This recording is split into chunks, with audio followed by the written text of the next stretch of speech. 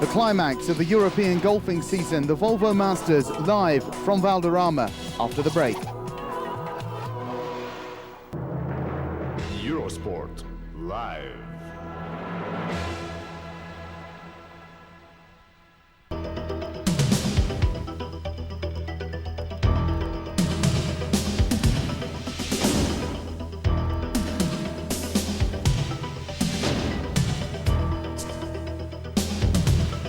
The Volvo Tour is brought to you by Volvo.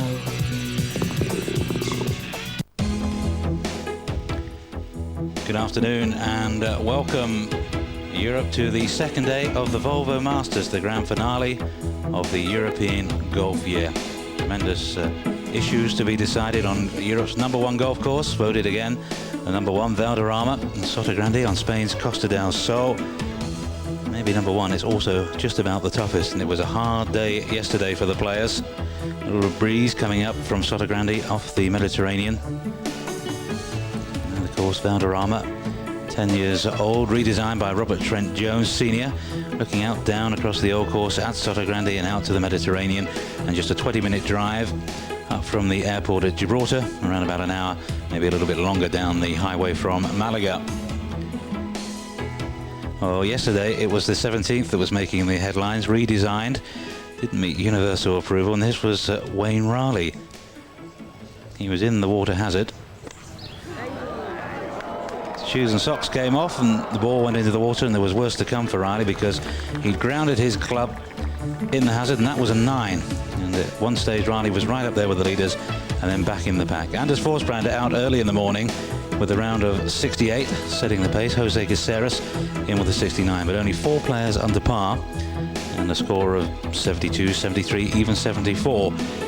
Left you in with a chance for the next 3 days. Conditions today are a little easier, and there's hardly any breeze at all, and the scoring has been good, making headway the likes of Bernhard Langer, the defending champion.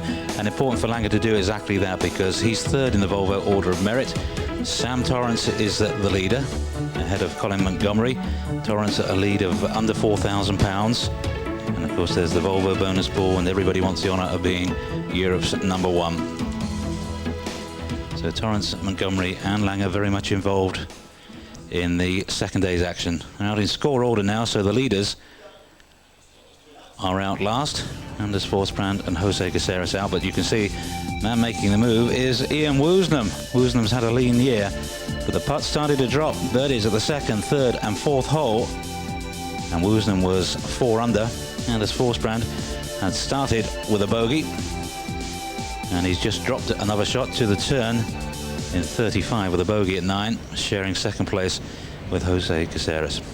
Well, Bernhard Langer 12 months ago stormed around this hardest of golf courses in an incredible 62 shots, a record which I think will never be beaten. Here he is at 18. He reached the turn in 31 when we thought, aye, he's at it again. And then he birdied 11. But since then he's dropped a shot at 12, his only bogey of the day. So Langer 4 under for the day and 1 under overall. Remember, Bernhard Langer needs to finish first or second to have a chance of overhauling Montgomery and Torrance at the top of the Order of Merit. Also, if he finishes first or second, he'll be the first European player to accumulate £5 million in prize money in Europe. This is Anders Forsbrand, the touring professional from Valderrama, which of course he knows obviously very well indeed. Here he is, his second shot to the 10th across the valley. 68 yesterday, bogey at the first, and then he's picked up shots at 5 and at 7, and then just dropped a shot at the 9th. Just a short iron in. He probably only hit an iron off the tee. It's quite a narrow driving hole, and you just take a line on the bunkers, come up short and across the valley. Pin today 13 paces on, 5 from the left side, so difficult to finish below the pin.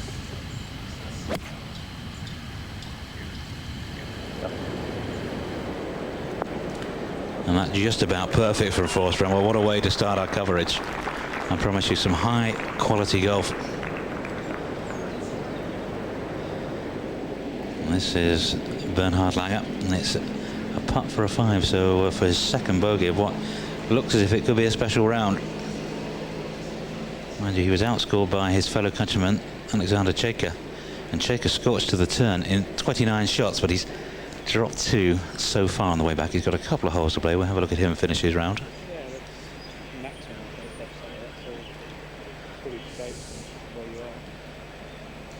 So Langer wasn't happy with his game yesterday, the 74, and he was out practicing till it got dark. And he was here very early this morning, still working on his game.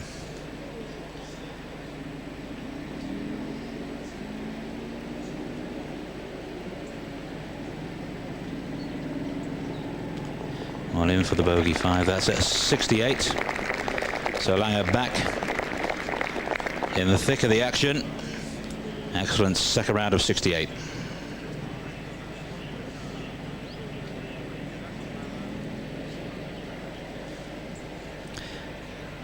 And David Guilford is Bernhard Langer's partner, and he's tapping in for also a 68.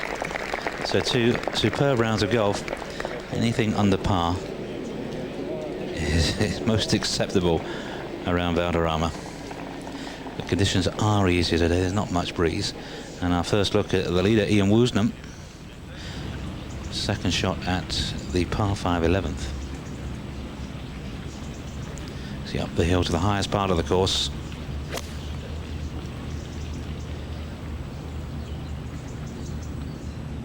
Woosnam out in 32, a par at 10, and that's a rather tricky pitch he's got. The rough doesn't look that damaging, but the ball does sit down. Here's Barry Lane, who was going along quite nicely with Ian Woosnam, but he hit his tee shot into the flowers, which are very attractive, but not if you put your golf ball inside them.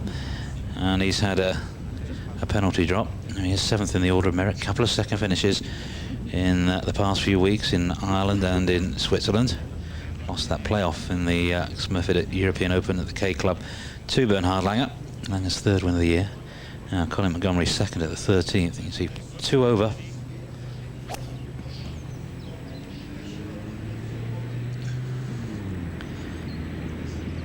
If you were with us on Eurosport Live yesterday for the first round, it was advantage Montgomery. He was the lowest score, par 71 of the 3 contenders for the #1 spot. And he started well today with an early birdie, but since then 3 bogeys. And it's been nip and tuck between the 3. Sam Torrance at one stage was looking pretty strong out in 33. Par for the first 9, 35 and 36 coming home. And Sam had birdies at 6, 8 and 9. He dropped a shot at 7, but he's just coming off 2 bogeys in a row. He needs to steady the ship. And Barry Lane opened with a bogey, but then birdied the 3rd and 4th holes. Double bogey though at 7, birdie at 8. All sorts of problems here at the 11th. This is 4th shot.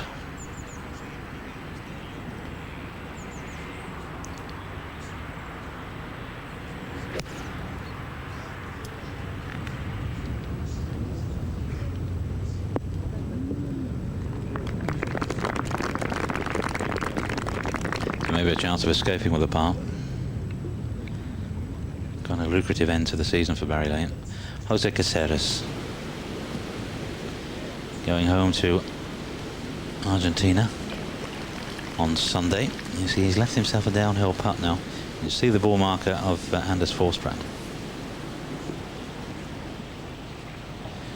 And such a good second shot that he hasn't lost his turn yet, Caceres. His important putt for the little Argentinian who beat Greg Norman over the old course at St Andrews in last week's Alfred Dunhill Cup.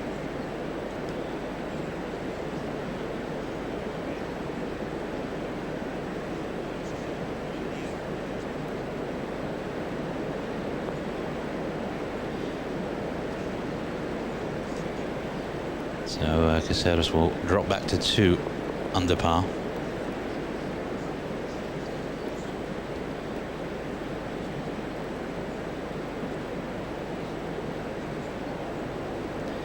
Last year in Catalan. Ian Woosnam, leader on his own at the moment, but we reckon that Forsbrand should catch him any second now. 3rd shot, and you see the rough, and he has to play this almost like a bug shot. Open the club up as much as he can. He's played that pretty well, but he hasn't got much green to play with, and that's pretty good.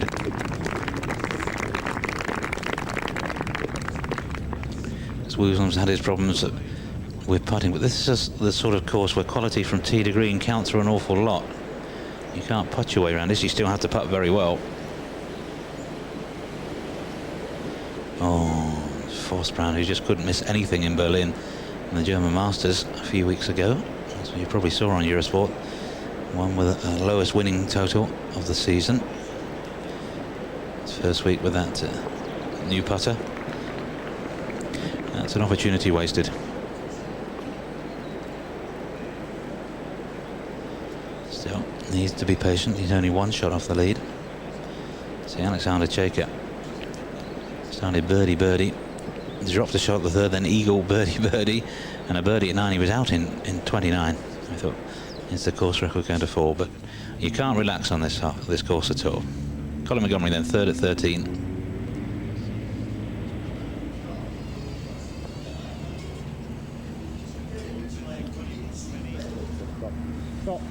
Stop.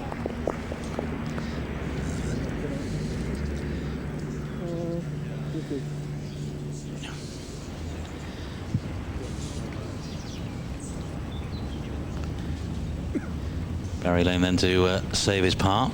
I'm delighted to say that I've been joined in the commentary box by Tony Johnston, former PGA champion, a man who's been out on the course and survived, to come and join us in the commentary box. Welcome, Tony. Thank you, Steve. Pleasure to be here.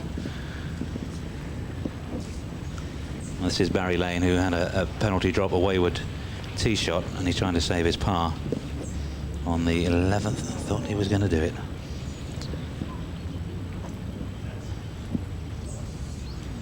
And you're around today, a pretty good one, 71 level par. You must be pretty happy with that. I'm extremely happy with that, Steve. 71 around Valderrama. It always feels like a success story, believe me. Well, here's Anders Forsbrand again going with the iron off the 11th. Yeah, I think it's a tough choice with Anders. I think he's one of the few guys in the field that's capable of reaching the 11th in 2. But he's also famed on the European Tour for some of the widest tee shots in living history. And, you know, it's 2 huge hits to get up there, so he's probably done the right thing, I would think. Well, having missed the fairway, that takes that part of the equation out of play anyway. Now, Ian Woosnam for a birdie, and to lead by 2 from Forsbrand. He just finds new ways all the time to just miss putts. Yeah, and particularly on these greens, Steve, you know, these greens are seriously tough to read. You have to marry pace and line exactly every time. And even there, he's hit an extremely good putt, but he's still left himself a really tricky 3 or 4 footer. I think the camera angle foreshortens it. And those aren't the length that Woosy's particularly in love with at the moment. There's Colin Montgomery to save his par, which he does at 13. Not had the best of days, as I say. Had dropped shots at the 4th, 6th and 9th, and these 4 pars in a row from the turn. Yeah, these are the ones that, there were times, particularly I remember this Volvo Scandinavian Masters, Woozy was stood over these putts, and you just felt that he felt he couldn't hold it. Yeah.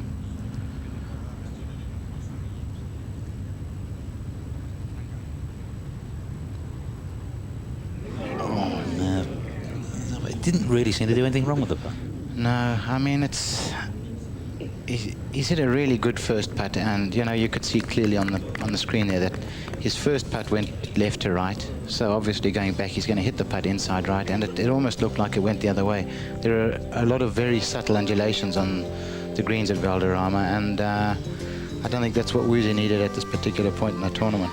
Well, problems with the putter again for Woosnam. That's his 3 putt and his first bogey of what had been a splendid round. Shares the lead with Anders Forsbrand, who missed a real chance at 10 to take the lead. Paul Hill's going well, 1 under for the day, and a terrific round from Alexander Chayka. You can see the scoring is better today. It's just a little easier out there than yesterday. I think it's a lot easier, Steve. There's a lot less breeze, virtually no breeze. In fact, yesterday there was a good wind blowing, and it makes a lot of the shots out there absolutely scary. There's no other way to say it. I know yesterday the eclectic, the aggregate of the worst scores on each hole was 47 over par for the course. You know, You're talking 50 or 55 of the best players in Europe, it's hard work out there. 47 over a score which some of us are more familiar with than others, but the wind a little easier today. Just flicking through the scores, you can see a lot of players got themselves into good positions, but it's not a course that you can relax on for a single hole. No, not a single shot. There are a couple of holes out there that on paper should be fairly straightforward par holes, but even those can grab you so quickly, and you can make a double or a triple. You know, there were a string of nightmare stories yesterday on the course, guys making 10s and 9s, quadruples, all sorts of things, and you can't relax for a second. You come off there feeling like somebody's beating you over the head with a baseball bat. And it's Forsbrand then missing with an iron.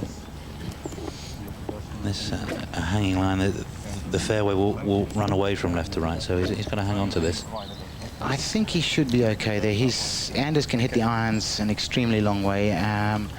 Those bunkers you see up on the left-hand side, I fancy that Anders will be able to carry those with an iron. And this rough, even when the ball sits down, 9 times out of 10, the ball will come out with a bit of a flyer. So I think he'll be hitting it just right of those bunkers and just give it a good hard smash, something like that. That looked like a cover drive to it. The way you could probably get a game for the English cricket team. Yeah, that's absolutely perfect there. And the 17th hole has been a controversial hole. Changes have been made. I'll get your views in a minute. This is Sam Torrant's second shot. It looks like most of the players are saying they're going to lay up today. I think Sam looks like he's got a pretty long iron there. I'll be surprised if he's laying up. Oh no, you're right. That's a wonderful shot there. If it stays, he's got a pretty tough chip there now. That's straight downhill all the way, and it's a bit of an optical illusion, that green. It's a lot steeper than it looks. Jose Caceres, who played so well last week in the Alfred Dunhill Cup, where you led Zimbabwe to runners-up spot. That was a good week for you. It was a great week, Steve. It's a superb event. That you know, being at St Andrews, the home of golf, it's got a special atmosphere.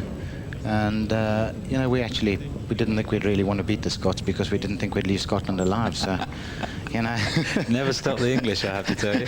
We'll get our revenge next year. Ian Woosnam, 12th hole, tough par 3. Tough hole. Was he hitting 3-4 iron maybe? Well, I hit a 1 iron there this morning. Woosy's a good club or two longer than me. I would think he's probably hit about a 3 iron there, and I don't think he quite caught all the ball. And if he's in the sand, he's not too badly off. No, it's not a particularly tough trap shot out of that bunker. Here's Monty at 14. Good shot, but you don't want to finish above the hole. You don't want to be above the hole. He's okay because he's just run into the back fringe, and Monty's a really good chipper, but that is very slick down there, and you don't have to do an enormous amount wrong to leave yourself a 10 or 12 foot putt coming back up the hill. Well, there's the position in the order of merit, 1, 2 or 3. Langer just having the advantage at the moment. He's got to finish first or second and is well capable of doing that. Both he and Colin Montgomery have outstanding records around Valderrama. Sam, a little bit more mixed, although he was second in 1990, one of the earlier Volvo Masters. Who would your money be on at the end of the week? Well, it's a tough one. You know, they're all 3 of them are extremely capable players. They're all extremely determined to win this. Personally, I would like to see Sam win it. It would be nice to see a new face win the Order of Merit, and he's tried hard over the years and he's never managed it. I would like to see him do it, but he's got a tough task on his hands. Bernard's the consummate professional. He was out on the putting green this morning when I teed off at 10 o'clock, and he was only playing at sort of, you know, he was off 2 hours later, and I asked him if his alarm clock had gone off a bit early. And he said no, he just come up to practice his putting for a couple of hours. So and he's taking it seriously. He was out there till it got dark last night after his round. So, as you say, meticulous. Sam Torrance, of course, if he were to win the Order of Merit, that's a 10-year exemption. And you've been the benefit of that from your PGA win. That's like a pension for Sam. It takes him through to 52. Absolutely. You know, and he can afford time out, time off, or if his form slips a little bit, he just hasn't got to worry. That 10-year exemption is just it's invaluable. You can't really put a price on it, particularly if you have 1 or 2 bad years where you might lose your card. You can see your way through it and keep going. Here's Forsbrand, 3rd shot to the 11th.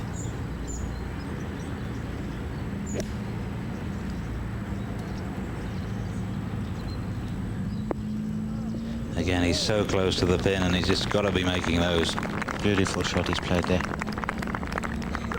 Thought when he won the German Masters in Berlin, we covered all 4 days of that on Eurosport. He just looked a calmer player than he's been in the past. Yeah, I didn't see any of it, Steve. To be honest, I went off to Zimbabwe for a week to go and walk around the bush to try and clear my mind. I've had a bad year, and you know, my wife and I've decided the best plan was to go and walk around the Bundu for a week, and it did me the world of good. Sam Torrance,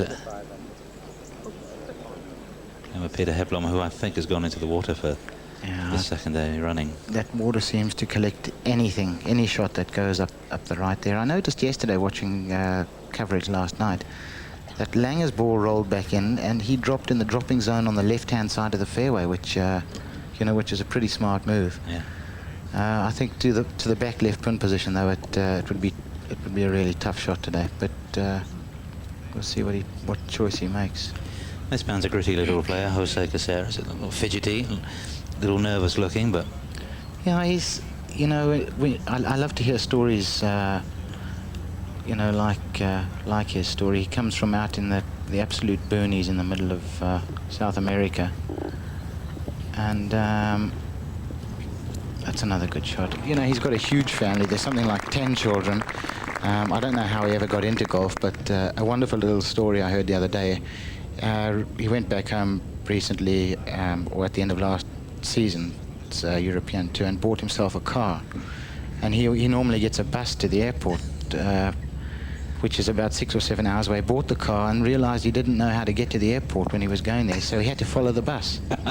Took him 16 hours because every time the bus stopped, he had to stop. I think that's a lovely little story. He woos them. Nicely played there by Woozy. Yeah, he's going to save his partner. Here's Sam for Eagle, I suppose, but he'll take a birdie, I would think, every time. From that position particularly, it really is an optical illusion, this green. You look at it and you think, well, this is slightly downhill, but it's a severe downslope. Watch how this trickles on. Oh, he's played that brilliantly. Couldn't have played it any better. No, he couldn't have.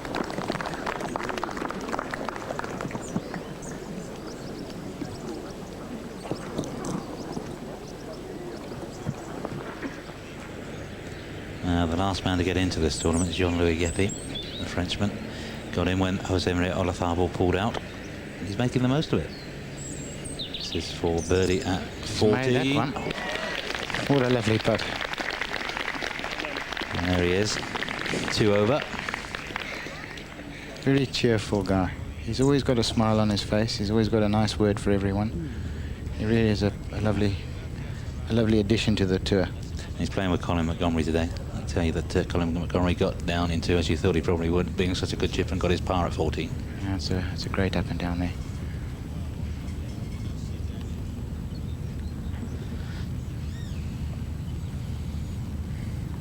I would think this one should come slightly off the left, Steve, but if you've got money on it, don't listen to me, because I'm hopeless on these greens.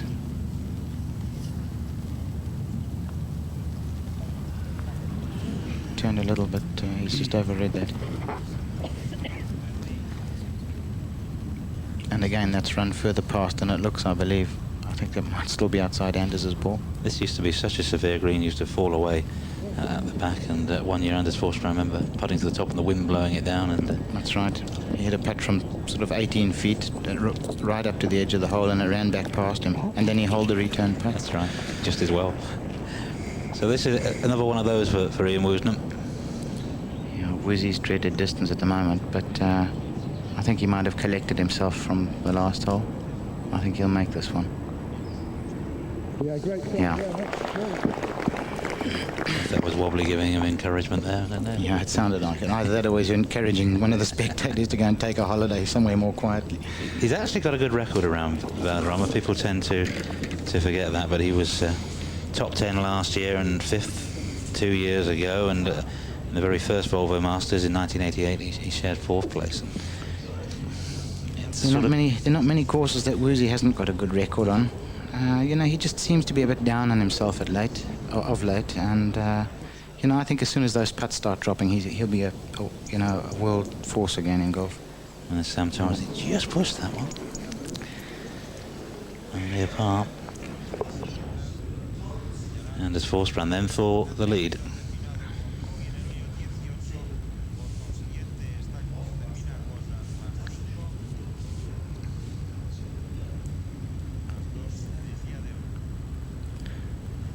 Alexander Checo's on 18, he's just birdied 17, so he's 5 under for the day. It's a superb effort. That's a strange putter, but it seems to work for Anders. Looks like the Flying Nun, doesn't it? Good little form. There is 1 under them for the day, and that's his 3rd birdie. And he's back in the lead. Yeah, this course really is made for Anders, I believe. He's a very good iron player. He's dangerous with the driver. He can spray the driver. There's Sandy Lyle, former winner of the Volvo Masters. And that's saving his part. And there's still 1 over. He's not that far away. No. A lot can happen in 2 days. On this golf course in particular. A lot can happen in 1 hole on this golf course. So Anders Forsbrand back into the lead in the 2nd round of the Volvo Masters. 1 shot ahead of Ian Woosnam. You're watching it live on Eurosport. We're here for all 4 days for the grand finale of the 1995 season. It's Forsbrand who leads by 1 from Woosnam. We're back after the break.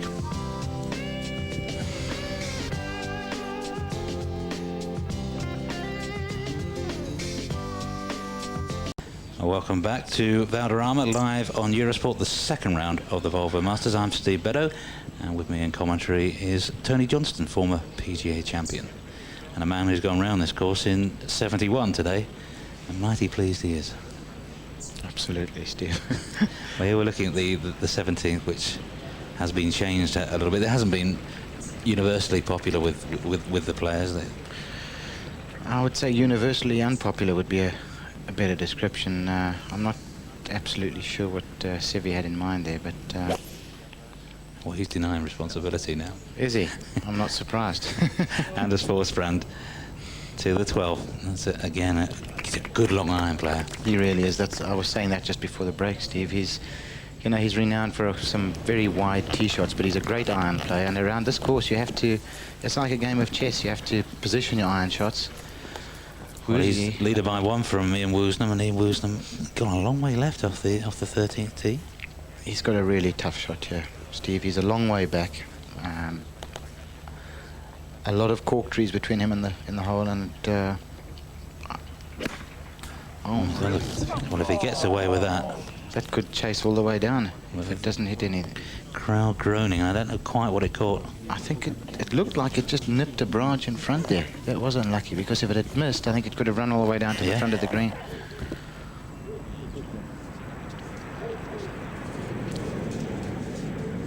So problems for Woosnam. Important. He just keeps patient and just tries to hold this round together, because it has the makings of a good week for him. Caceres in at the 12th.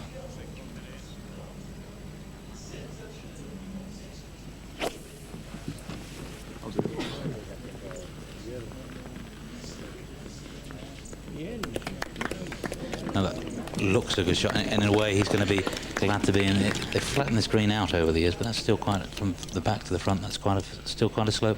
It's not too bad up at the back. You know, his ball is almost on the upslope. I don't think he's got a particularly tough shot, but I might be wrong. That sounded slightly heavy, unless my ears are deceiving me. I think I must have them checked, Steve. Well, pin high from Sam Torrance is 2nd into the final hole. He's level par for today's round. It looks like 71 should be the worst that he can manage, and he's got past 1 set of trees, and yeah, he must have got a bad deflection off the tree, because he hit that punch shot really hard, and the branch must have just about knocked it straight down, I think.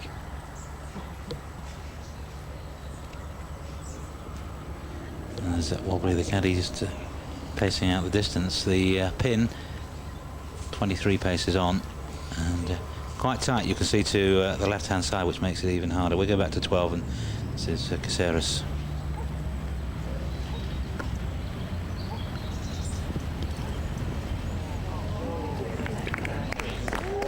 great shot. That's a lovely bunker shot. You know, when I said he didn't have a particularly tough shot, It's all relative, isn't it? It's never a simple shot, and he's made that look pretty simple. He's looking forward to going home on. I wonder if he knows the way back home from the airport. He's got to wait for a bus to follow. Follow the bus all the way back home again. Well, Colin Montgomery needs a birdie or two on the way home, and they don't come too easily around here.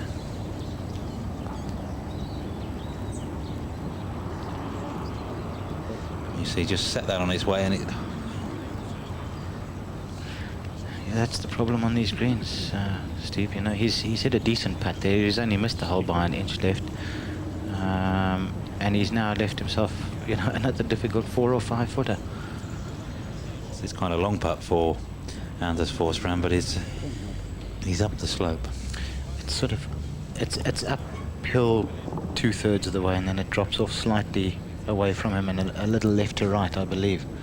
Lowest round of the week, just carded by Alexander Checker of Germany, a 66. And that's put him right into contention.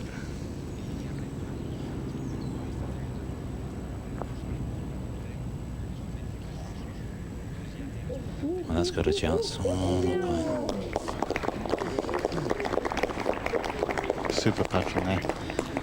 Alexander Checker, that 66, 2 under. I think I'd rather be sat in the clubhouse 2 under, taking my chance, than being out with 6 or 7 holes to go at 4 under. Steve, I'd like to be sitting in the clubhouse at 2 under at any stage, any week at this tournament. Well, here's Sam Torrance. His chipping's been much improved this year. That's been, I think, one of the major reasons why he's having the best year he's ever had. That's right, and I mean, he really is a good putter with that broom handle of his. Anders Forsbrand made his 3 at 12. Woozy out the left-hand rough. The only thing he'd have to fear is a flyer out that rough. And he's had exactly the opposite. And that actually is still quite a bit of golf left in it. It's steep slope and it's gone back down. So he's played 3 and he's still not on the putting surface. And he's a long, long way from the flag there, Steve. The flag's 23 on, and that's run 4 or 5 yards short of the green, so at this stage 5 would be okay. Sam just seems to knock these in with boring monotony, doesn't he? Did an awful lot this year. And that will do a round of 71 level par for Sam Torrance, and he's the man who's top of the pile at the moment. And Certainly good day's work. In the running for the Order of Merit, Steve. And of course, £125,000 from the Volvo bonus pool. That's not to be sniffed at. Walk away. That's right. big check. So there he is, Torrance, Langer, Montgomery, still very close. That's going to be fascinating, because they're going to be well involved at the weekend, and it's a story that's, I'm sure, going to run right through to Sunday afternoon. I think it's going to go right down to the wire. You wouldn't want to bet on any one of those guys, would you, really? I think it's... Well, there's a lot of good players around as well. Konstantin Rocker, I'm just seeing, had a 70, so he's just 2 over, and he's had a fabulous season.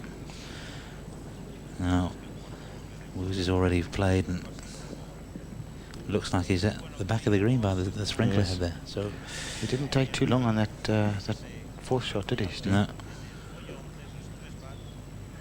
Looking like making a double drop 6, unless he can knock this one in. If we've got our facts right. I think we probably have, and Alexander Checker's score could be looking better and better by the end of the day. Absolutely.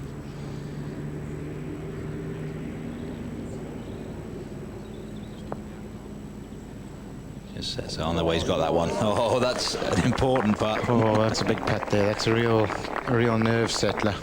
You know, to make a double on one of the easiest holes on the course relative to the rest of them, that would have been a real brain damage job.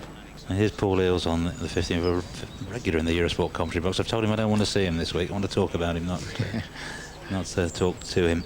Well, he's following orders. Well, he's 1 under at the moment.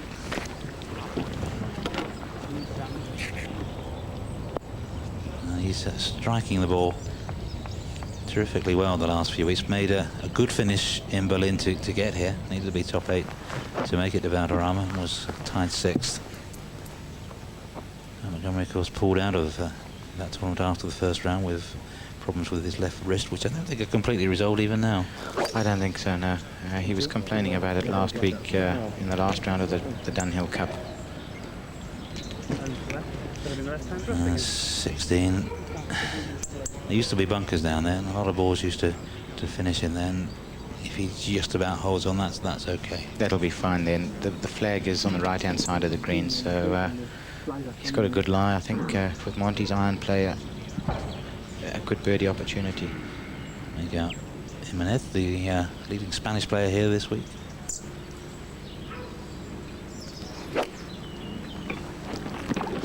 Remember in the final round last year, he sprayed a shot way to the right. But that's not bad. Oh! Thought that had gone in. We've had 5 holes in one in the history of the Volvo Masters, and I don't think we've ever had one here. You may be wrong. That looked... well, he normally only specialises in the 17th hole, didn't he? That's right. He beat the 17th to death last year, hence all the alterations, I think. Very lane then. 14th, shortish par 4 by Valderrama standards. You just get the iron to the bottom of the hill. No advantage in putting out the driver. I don't think so, no. The fairway stroke, the fairway slopes strongly from right to left and with the hole. So, you know, a 1 iron, particularly for somebody who hits his irons low the way Barry does, will go as far as a 3 would anyway, I think. And it nullifies most of the trouble.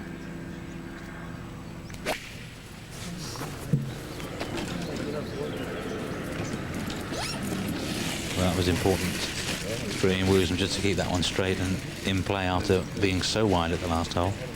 It's quite a way back. That's, I would think for Woozy, probably a 7 iron, more or less from where that is. It didn't sound a clean connection with the iron shot off the tee, but it's still a perfect position to be. It's better than being in the trees left or the rough right. And the green is quite a long way above the fairway, so it's essential to get it on the fairway in that hole. Well, Ian Woosnam a chance to turn his season round, and back at 13, Caceres and Forsbrand. And what a finish to the year Forsbrand's having.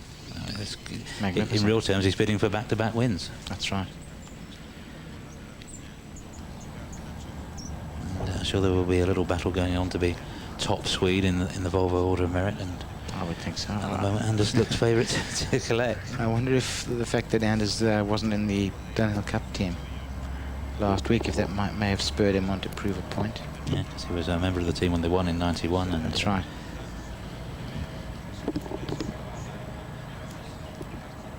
So many good young Swedes coming up now, Steve. I don't know if it's got a lot to do with their junior programs or what it is, but you know, guys like Peter Hedblom, I played with Peter earlier in the year, and it's a long time since I've been that impressed by a young player. And Santiago Luna second to 17. Having a go at the green. Well, the Spanish seem to play this hole pretty well. Jimenez had to settle for a mere birdie yesterday.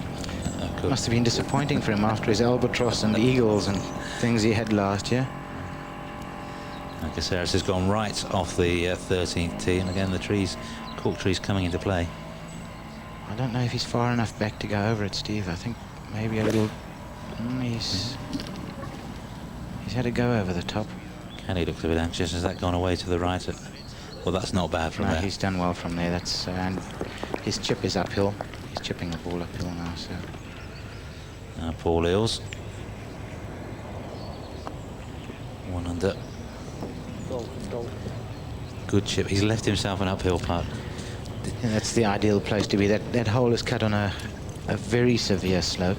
If you get left of the hole as you play it from the tee, or behind the hole from where Paul played right there, it's a terrible place to be, because you've got to just trickle it down the hill and it can run on 4 or 5 feet past again.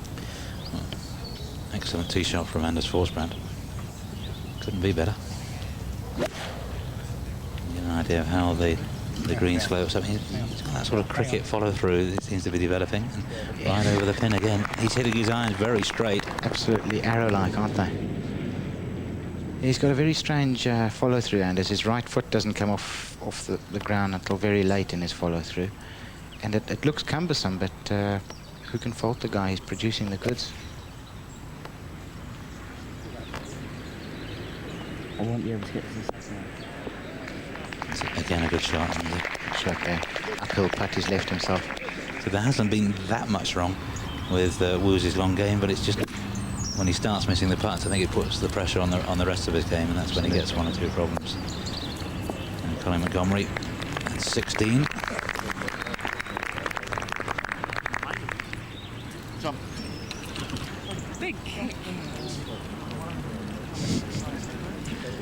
Come on, Monty, it's not that bad a shot. Give us a smile. Don't want to take a leaf out of Faldo's book, do we? Very hard on himself, Monty, isn't he? I mean, He's a perfectionist, you know. I think he was right there, actually. I think he's hit a better shot than the result. The greens do seem to be slightly inconsistent with the bounce. You can get some that pitch and suck backwards, and some that, you know, you can pitch it 3 feet further away and it'll skid forward. So, you know, it can be a little frustrating. There's a good example, Barry shot in. You know, he's way below the green there, and I'm sure he'll feel that that ball's pitched and run up nearer the flag than it is. And I would think he'd be disappointed when he gets up there.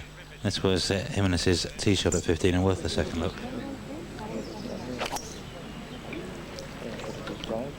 Beautiful strike. I don't know. I think it actually hops over the hole between bouncers. Yep. Yeah. Could so easily have gone in. Really unlucky, that. Paul Hills made his par 3, and if you walk off this 15th with a par, you've got to take that. It's always like a birdie, I think, Steve. It's, you know, I believe the hole is perhaps too harsh for a par 3. It's 237 yards to the flag today, down a steep hill with a very narrow green that slopes away from you, and Jimenez for a 2, and that's low now watch side. how this runs away, Steve. Ah. You see, now the guy's nearly holed in one. He's hit a decent putt, and he's now got a 5-footer. And you know, I personally think that's I think that's a bit harsh, to put it mildly. Luna then for an eagle at 17. Tentative.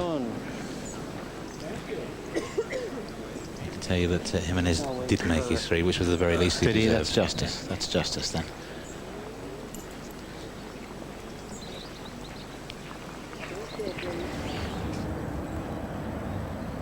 Caceres at 13 for his 3.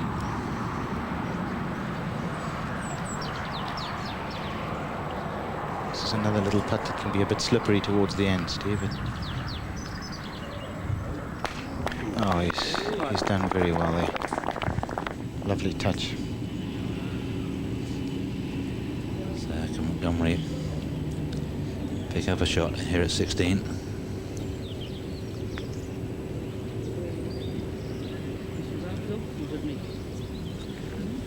I didn't quite pick that comment up. Just inquiring whether it was him or whether it was the line, whether he misread it.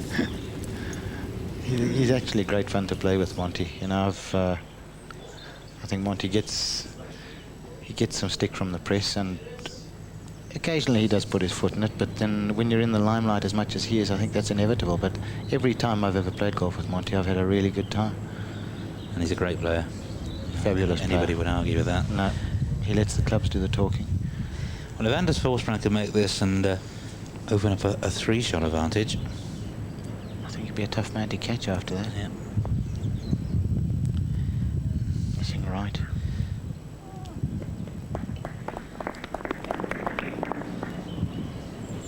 Par will do.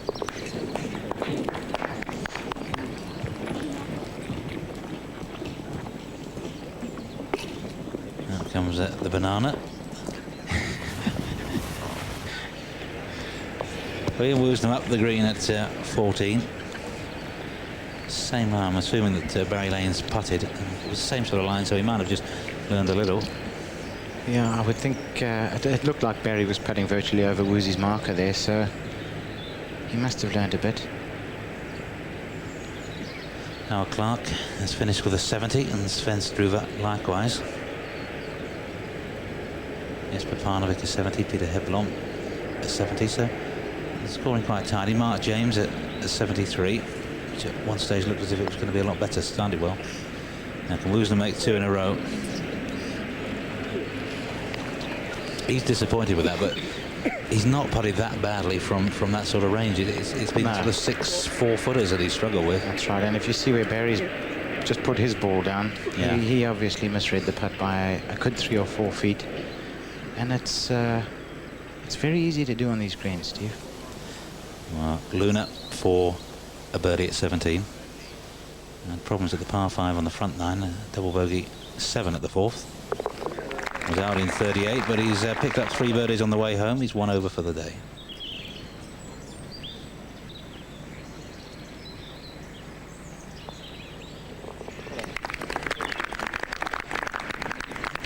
Colin Montgomery 2 over with 2 to play.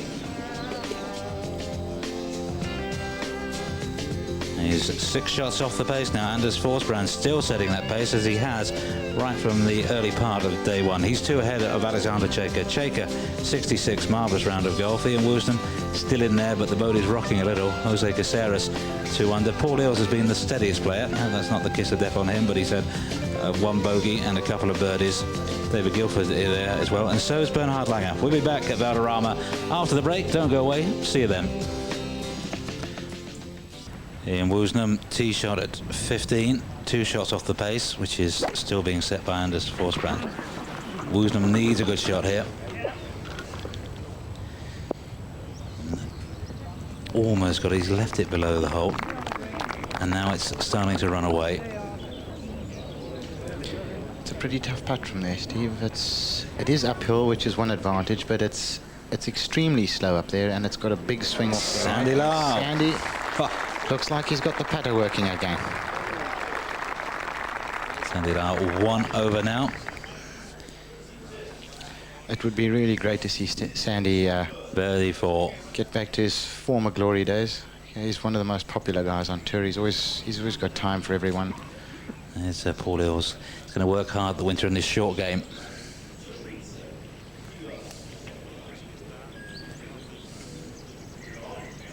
His coach Eddie Birchenough is over here from Royal Lytham St Anne's. Looks after Paul and Russell Claydon. There's quite a bit of work to do there, though. Very difficult putt. We saw Monty's putt from half that range. Quite a bit short. Roger Chapman 4 over at the moment. He's had a lot of good rounds this year. It's just a question of putting 4 together. He's got himself into good positions and then slipped away quite often on the final day.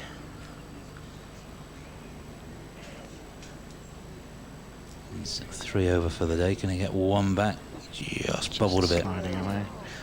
I played 9 holes with Roger in the practice round on Tuesday, and he really is hitting the ball superbly. I know Mel Pyatt from Volvo, man who really put this tournament together, and Volvo have done such a great job with the European Tour. He was saying he's a former professional himself, and he's saying he's never seen Roger Chapman swing better. No, Roger's a bit of an enigma, you know. With his long game, you would have expected Roger to have won on the European Tour, and you know, I hope he gets around to doing it fairly shortly, because he's worked hard over the years, and he deserves the results. Anders Forsbrand has just missed the 14th fairway, and just coming out of that rough, it does make it that little bit harder up the hill. It always leaves a trace of indecision in your mind, Steve. Will it fly or will it come out dead? You never can be completely sure. And there's an example of it. It's just... Now, is he in that first bunker? I think he's in the second bunker, just short of the green. May not be quite so bad now. Colin Montgomery 2nd to 17. That's a superb shot. Well, he makes that putt, and he's turned an average round into, again, a very good round. That's right. He could turn an indifferent day's work into a good one. He does hit an abnormal number of beautiful iron shots, Monty, doesn't he? I think he's the best iron player in the world. I think he really is terrific.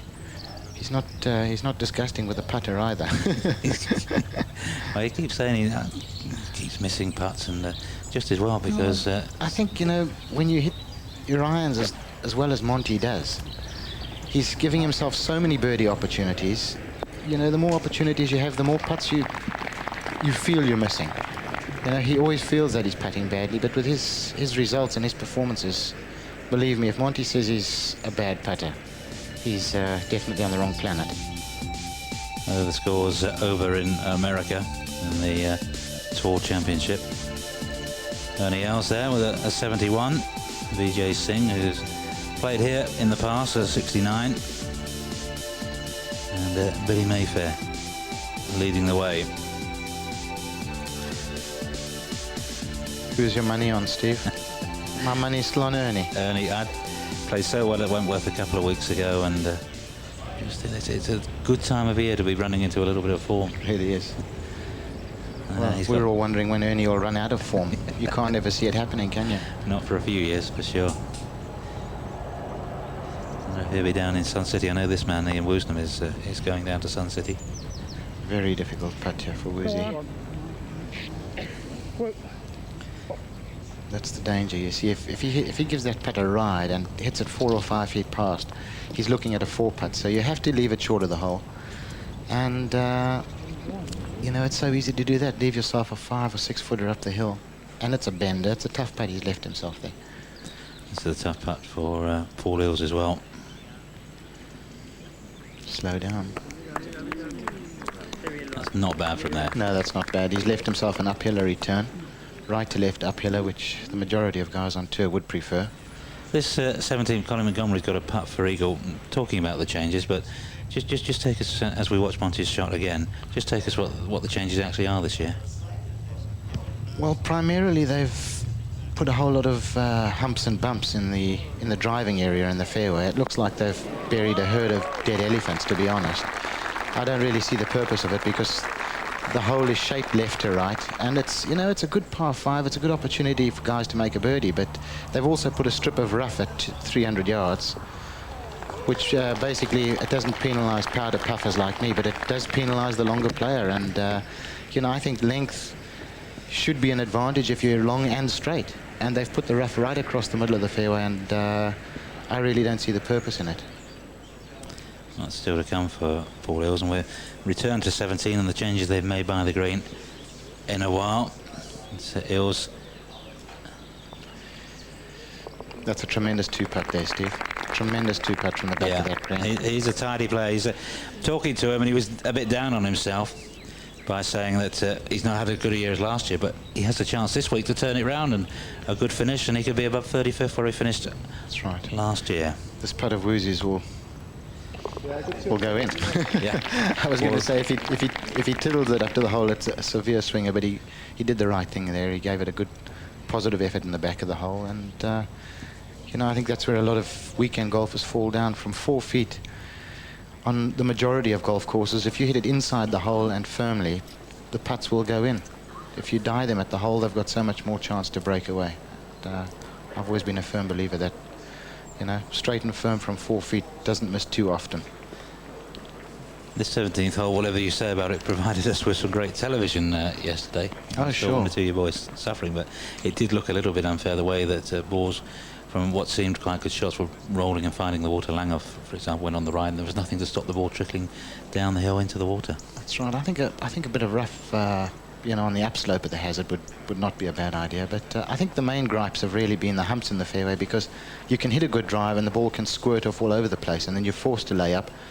And for the longer hitters that do hit a perfect drive, they run into thick rough, and again they're forced to lay up. So basically it's making everybody play from the same position, which is not really the objective of the game, I think. I think if you're a long straight hitter, you're entitled to an advantage. Fair enough, because that's not coming from a long hitter, is it? I mean, no, I'm the original fairy off the tee. No, I think long and wide should be penalised. Long and straight should be an advantage. You know, if the guy's got the length, let him use it. Jean-Louis Guépy. Oh, a good effort there. A good effort.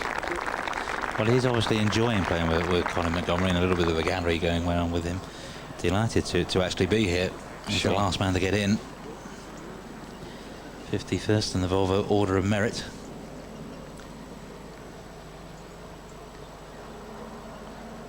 He really is a lovely guy too, Steve. He's, you know, whenever you see him, he's smiling, cheerful. You know, even when he's had a bad day on the course, you know, you'll see him and, you know, how did you go? Oh, you know, he'll be smiling, but he shot 76 and he doesn't let it bug him. I wish I could have the same attitude at times. This is a tricky one for Anders Forsbrand, coming from above the hole to save his part. Very tough putt here. And he knows it. That's the best thing to do, though. He's not convinced of the line. Stand away and give it a fresh look. Big putt for Colin Montgomery for eagle and to be right back in the tournament. This could do his Order of Merit chances a huge amount of good if this went in. He didn't hit it, did he? And you couldn't really attack it. It's a very tough green to putt, and that's a great fall. In the practice days, they had the flag front left, and there's a severe slope there, and I looked at it for half an hour, and I can't actually see the slope on that green, and I think that's put a bit of fear into everyone. But it's a tremendous fall, puts him back to 1 over, and really puts him in again with a great chance of winning the Order of Merit. There's Jose Caceres for a birdie at 14, a putt that could have put him perhaps into a share of the lead. Ian Woosnam on the 16th tee. Par 4, 422 yards, and a fairway that slopes quite severely from right to left. That should stay fairway. Do you think that might have been a 3-wood? He's a little way back there. I think that might have been a 3-wood. I think Woozy is a bit too long with the driver for that hole. The way the fairways are running, he could hit it through the fairway on the left, and there's no point in that. Brave for Anders Forsbrand. Brave putt there. Really good fall from the front bunker, because it's not that apparent, but that front bunker short of the green is way below the green, so that's a tremendous par he's made. Here's the man that owns this 17th hole. There you go, Angel Jimenez. He's only 1 over at the moment. And that was the way that he and Seve Ballesteros last year were playing the hole, hitting it up the right-hand side. It is the line. It is the line. Except on the final day when Seve hooked it left, and that was probably the shot that really cost him the tournament, despite all the discussion at 18. About the dog burrow behind the tree on 18. It was great for me. I mean, the last half hour of the show, John Paramore and Seve did. That's right. Well, we've been very impressed with the long iron play of Anders Forsbrand so far this afternoon. Yeah, and he does hit the irons a very long way. I'd be surprised if Anders is going with more than a 3-iron on this hole. It's a sort of a 2 or a 1-iron for most guys. But Has he let that slip away to the right? I think he has. Goodness. That was off the screen there, Steve. And there it is down. You can see it sitting up, and that looks innocuous, but not the place you want to be down there.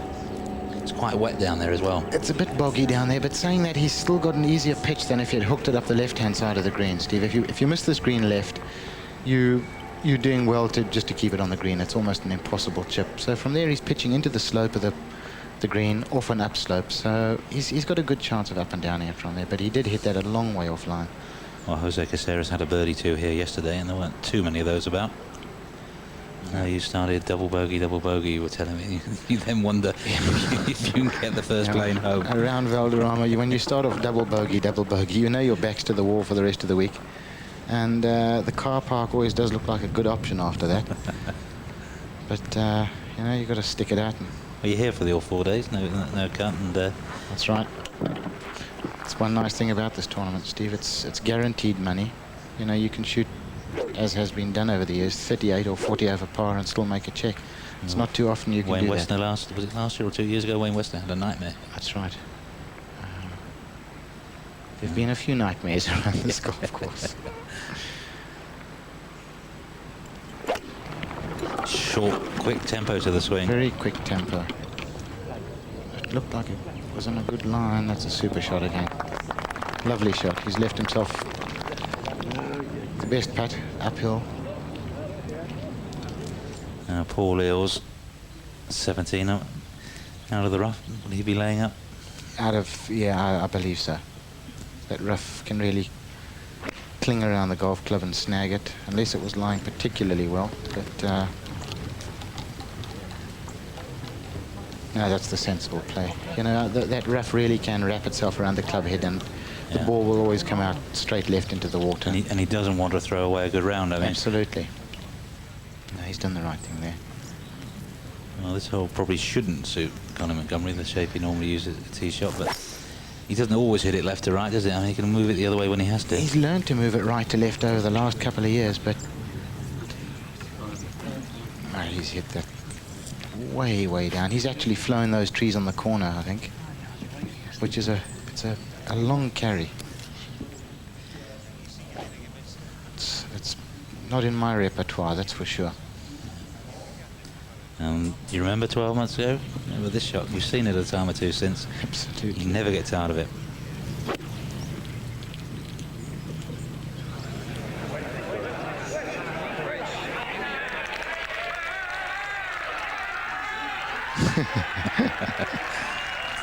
Mark James was in the commentary box at the time, and he said, "Great shot." He said, "The last 4 feet, pretty tricky to read." That's right. I think if I'm correct, Steve, did he not play the hole in 2 birdies, an eagle and an albatross last year? I have a feeling he had 2 eagles. I think my calculations were that 2 birds, an eagle, and albatross. 7 under for the week, wasn't he? Just incredible. They should have put a plaque there. Well, instead they dug the fairway up. Maybe the plaque's underneath there. Maybe it's buried.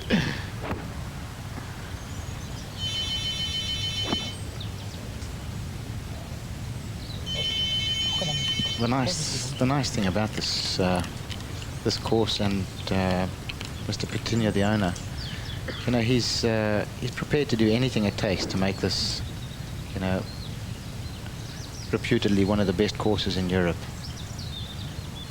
The condition of the fairways are absolutely immaculate. They're like billiard tables, you know, and he really does make a huge effort. Well, no question that Jimenez wasn't going to go for it. Oh, he's in the water. That's wet. No way was that going to hold it. Last year, Olazabal and Ballesteros got a little bit lucky on that bank. There was some rough to stop it. That's in the water. So he's... It sounded like he got that slightly thin, I think, Steve. I think it came out a bit necky and right. I think, you know, he's plenty long enough to have carried that to the green if he'd hit it properly. And when the Ryder Cup's here, you can just see the spectators, the banking behind 17. This is going to be a terrific match play hole. It will. It'll be, you know, I think the only thing we don't want in the Ryder Cup is to have a lot of this frog hair around the greens. The Americans are born to that. They play it every weekend. For us, it's very unusual. That's Woozy into pushing that tee shot, second shot at 16 into the sand, and Forsbrand still short of the hole. But it's about the same sort of length of putt that he made at 14. That's right, and he's been smart there. He's left himself an uphiller, and on that green, an uphiller from 15 feet is definitely better than a 5-footer down the hill, because your 5-footer down the hill can finish where his pitch has gone anyway. Jamie Spence finished with a 76. Santiago Luna a 74.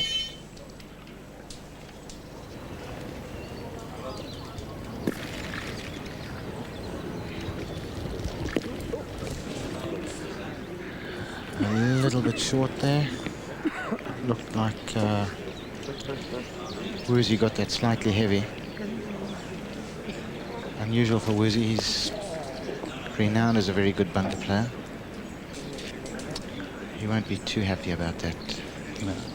That's the second day that's happened. People keep ringing us in the commentary box. It's a wrong number. They think we're a hotel. I'm going to start taking bookings soon if it happens again. Let's leave that off the hook and concentrate on the golf.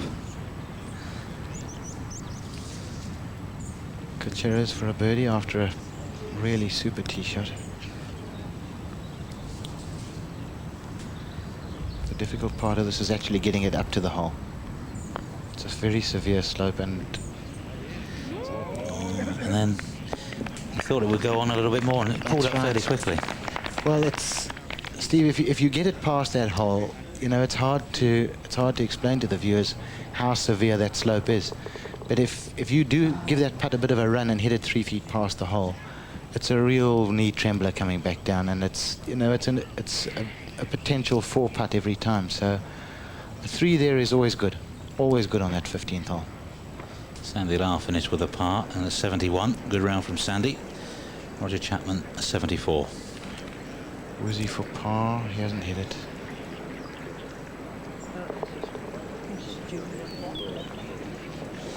Three bogeys from the turn for Ian Woosnam, and the referee's pretty busy out there on 17. Water hazard now. He can go out within the couple of club lengths. There's a dropping zone he can go back into. There's a dropping zone on the left-hand side of the fairway, but with the flag being back left, that's not a great option today. I believe that's a water hazard, it's not a lateral hazard. No, so the yellow mark there's is the yellow there. stakes there. But it becomes a lateral when it's the stream at the side. That's right. And I think he can keep point of entry between him and the hole and go back as far as he likes. But with the banking behind that hole, he can't really go back far. Anders with a 1 over there. That's a bogey. So that 66 of Alexander Cech is starting to look better and better in the clubhouse. It really is. It's put him right up there in contention.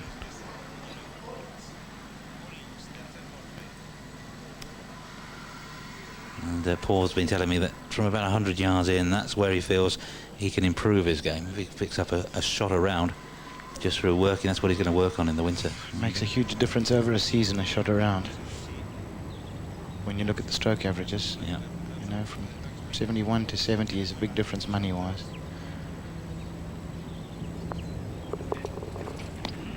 Four for Anders.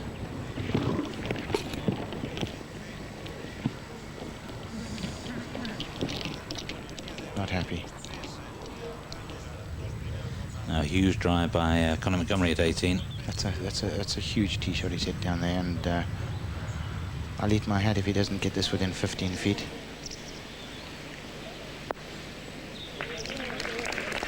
Looks like 16 to me. I'm very glad you've got big feet, Steve.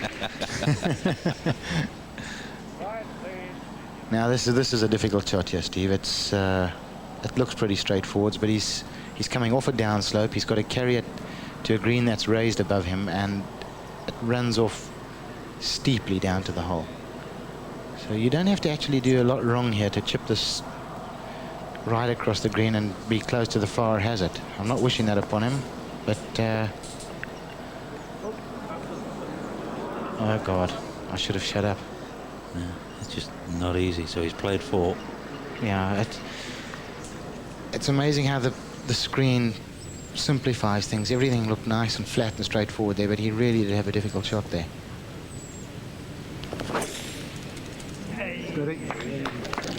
An angry blow, I feel, from Woozy after dropping on the last hole. Perfect tee shot again, though. That's a beautiful shot there. That's easily within his range for 2. This is the sort of situation where, you know, a couple of years ago you would have almost expected Woozy to make an eagle.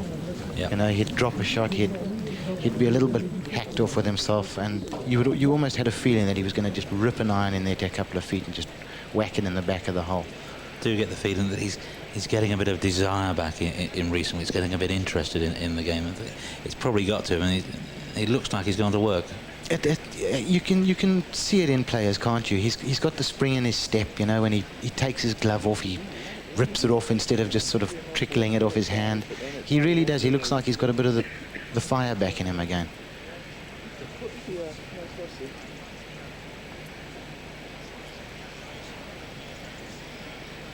So Monty then for a birdie finish, and this will be for a round of 71 for the second day running.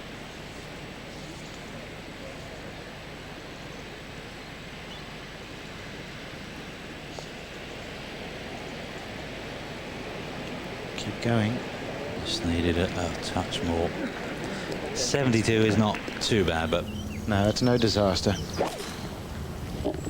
Anders Forsbrand, surprisingly at 16, has got the driver out. I'm very surprised with that.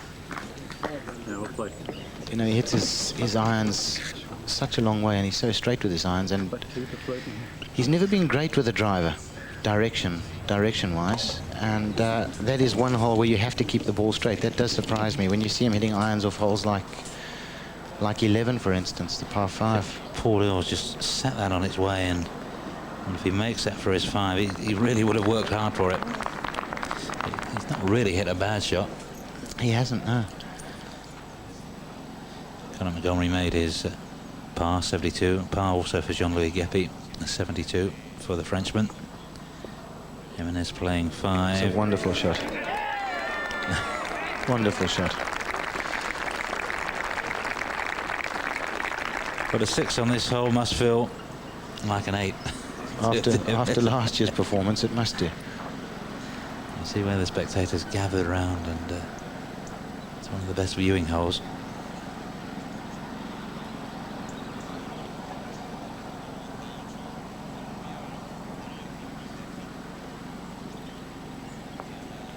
Good 5. It's a good 5. Well done. He's got his fans out here, the Freckleton fan club. They came out and bought me a tie from Fyle Rugby Club, who play my town Reading tomorrow in the National Division 3. Right. Nice to see them out, and they'll be pleased that Paul's playing so well. So Colin Montgomery then with his 72. Sam Torrance just one behind, and Bernhard Langer with a 68. Advantage Langer in the race to be number 1, but still 2 days to go, a long way to go. Anders Forsbrand still leading, but only by 1 now from Alexander Chayka. 66, the best round of this year's Volvo Masters. Ian Woosnam's on 17. We'll be back to see his second shot after the break. Welcome back to Valderrama on Spain's Costa del Sol, overlooking the port of Soto Grande, the famous golf course down there, and the new marina. And we're watching the closing stages of the second round of the Volvo Masters. While you're away, Ian Woosnam played his second shot at 17 and decided that he would lay up, not going for glory. Maybe on Sunday if you have to, perhaps if you're not sure, the best option is to, well, we'll take the 5 and maybe pitch and putt for a 4. That does surprise me a little, Steve. You know, Woozy is one of the more aggressive players, and you know, you can never tell. He might have been lying in a bit of a funny lie in an overgrown divot, or I would think that from a good lie, Woozy would always have a go at that green. So, well, here's Caceres from the ideal, a line into 16.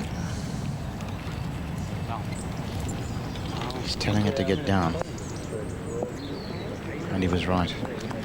You see, once again, even out of that the first cut of semi-rough, the ball was sitting up nicely, but the ball, it always does one of two things. It either comes out dead and comes up 10 yards short, the way Anders has balled it on 14, or it comes out flying with topspin. And I think the second he hit that shot, he knew it was coming out a bit hot. Well, there's a view from behind 17. You see, Ian Woosnam quite a long way back, leaving himself a full shot in. And Barry Lane laid up as well. Barry in that semi, though. You know, the difference between that and being 9 inches further left really is a big difference, particularly when you're going to a target that's surrounded by water. The flag's tucked away in the back left corner. I think Barry he really would have liked to have been just a foot further left. Top 15, qualify for a share of the Volvo bonus pool, and Barry with his excellent finish to the season, a couple of second places as mentioned earlier, right in there amongst them. Currently 7th in the money list.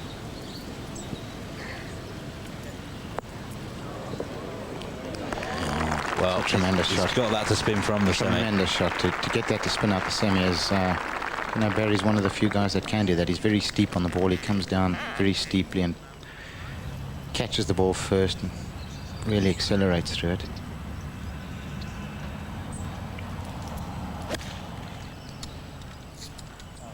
Looked like he'd just come out of that shot a bit, Steve, but it's going to work. It's going to be very good. That's ideal now. He's got an uphill putt. Seems to have a less pronounced leg action than I remember a year or two ago. Very much so. And, you know, a lot of the modern coaches do advocate, you know, using the top half more than the legs, and particularly with a guy like Anders who's got very strong legs, it's very easy for him to overpower the swing with his legs. So I think he works hard on leaving them out the swing. Evan has pushed his tee shot right at 18. He's left him a long iron in. We don't see it. Just notice at the World Match Play recently, Steve Elkington is very much using the muscles in the upper half of the body, That's not so right. much, as compared to his opponent Ernie Els, who flows through the ball with lots of leg action. Okay. This is a very natural golf swing when it's at its best. And Woozy can spin the ball a fair bit too. I wouldn't be surprised if he didn't pitch this one just past the flag and suck it back. Oh, the first part, he called the first part right. Yeah, it was a yard too far. I think if the second bounce had been on the green, I think that would have done what Barry Lane's ball did there. A little unlucky. Well, Jose Caceres has got the same putt as Paul Eales had a couple of matches previously. He'd be very happy to have the same result too. 2 putts from here is a bonus, there's no question. It's the sort of putt where your heart starts thumping away in the chest.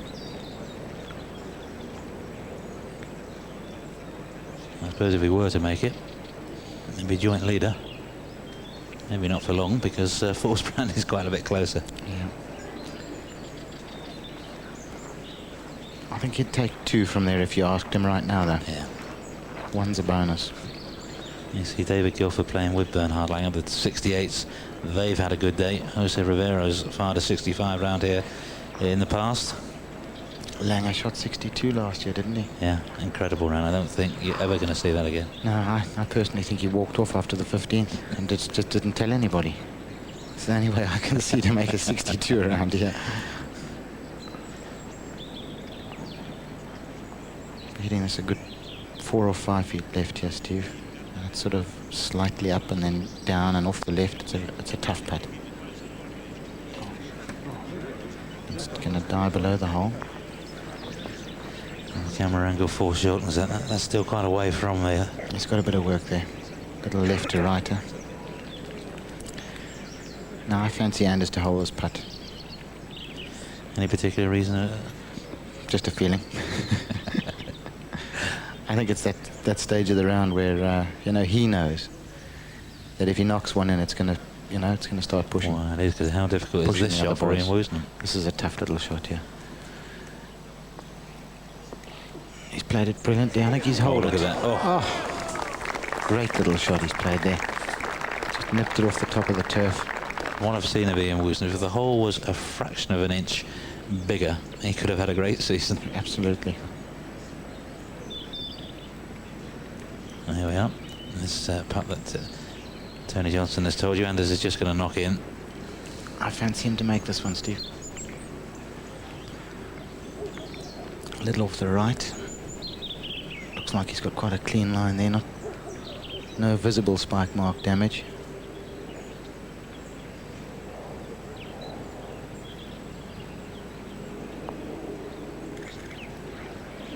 Just didn't hit it. Had the perfect road. Well, it was a chance, and he knows it He as well, knows it. doesn't he? He knows it. Well, here's him and is coming up short and left at 18. Again, the ball lying slightly fluffy, perhaps. Almost playing it like a half a bunker shot, opening the club up. He's played a fine Great shot shot. there.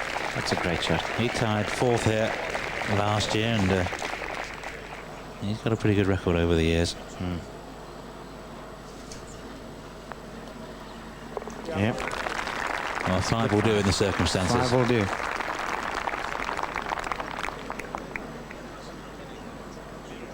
Difficult greens to read, Steve. Really, when I'm out there, I'm like a blind man without his cane looking for a black cat in a dark room. I've got absolutely no idea. And a good 2-putt from the back of the green at 16 for Caceres. Brave little putt there. There's the relief. Impish smile. Paul Eales, pin high, but just over on the right-hand side now. Just so you'd have to play that now. That's a little bit heavy. It looks an easy shot, but He took me at the practice putting green and said, put a few balls down there. I said, go on, just hit one or two of those, and you realise how hard it is. That's right. You know, if you get the ball slightly clean, it can come out almost gripping at times, and you get a bit too much grass, the ball takes off down the green. And he was going downhill there.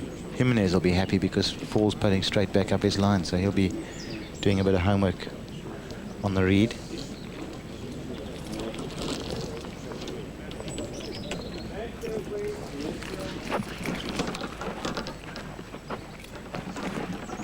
Harry Lane also made a 5 at 17.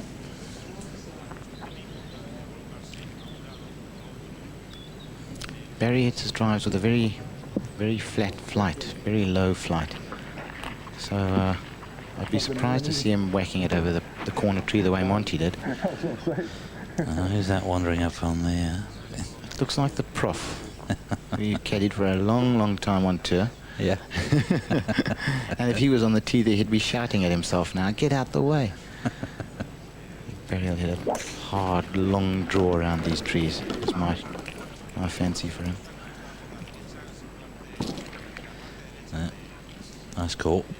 It's long as well. That's a huge tee shot down there. It's about the same sort of length as Colin Montgomery. Monty's exactly. He's not actually sure where that ball's finished because you can't see the landing area off that tee.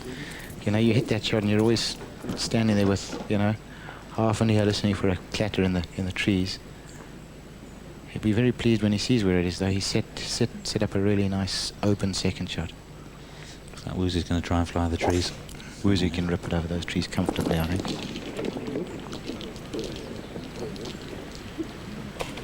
Oh, there was the clatter. Caught the tree. Straight down. Yeah. No, he's okay. I mean, if that had hit the tree and gone left. Oh, I know that. I'm trying to think who it was yesterday. Well, it was Anders Forsbrand made a par in his round of 68 from the second shot he played from the bunker on the 10th. That's right. And Hegman, it was Hegman yesterday, made 9 there. That's right. He was yeah. level par for the round, won over and hit that tree and went back in the hazard. This is for a 70 for Paul Earls. Disappointing finish. Just leaves a little bit of a bad taste in the mouth after 4 hours of concentrated hard work. But, well, 71, 2 71s for Paul Earls. And I'm sure he would have settled that before he went out today. Yeah. Miguel Jimenez made his 4, got up and down, and had a 73.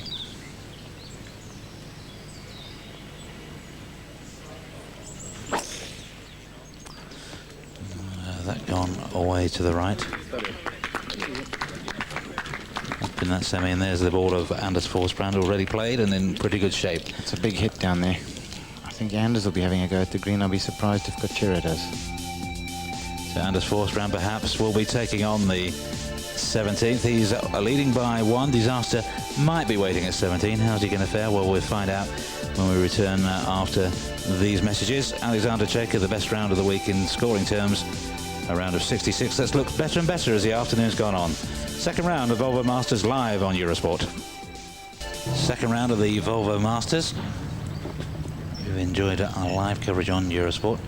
My name's Steve Beddoe, and with me in commentary, Tony Johnston. He's been round the course in level par 71 today, and any score, par or better, is a good one. It's been voted the #1 course on the continent. It's certainly #1 toughest. Everybody's fairly agreed on that. Everyone. But Ian Woosnam tried to fly the trees off the 18th and got unlucky, hit the tree and bounced down. Then perhaps he got a little bit lucky because he's still got a side of the green. Woosnam 2 off the pace. Stop that. It's a buggy making its way up the cart path and just distracting him. It's a long way back. It's a long way back. He must have 190 yards at least from there, Steve. 190 to 200.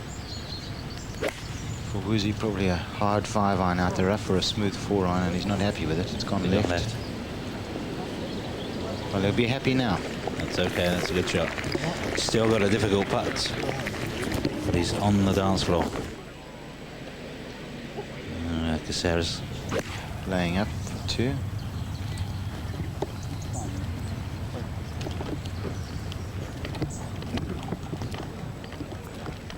to see what Forsbrand chooses, Steve. He's got the tournament lead, so he doesn't have to have a go. A five would do. 5 would do. He's having a go, all right. He's got a long iron in his hand there. If you really do catch a drive, it's possibly only a 5 or a 6 iron.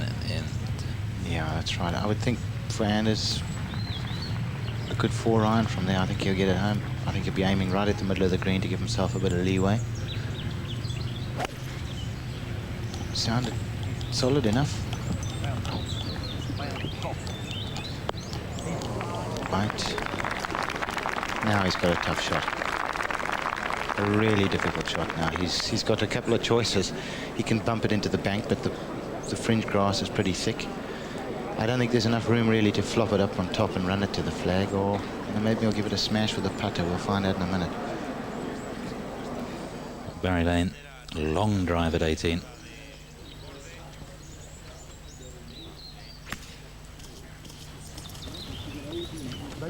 Happy looking face there, I think. And why not? That's the best approach we've seen today.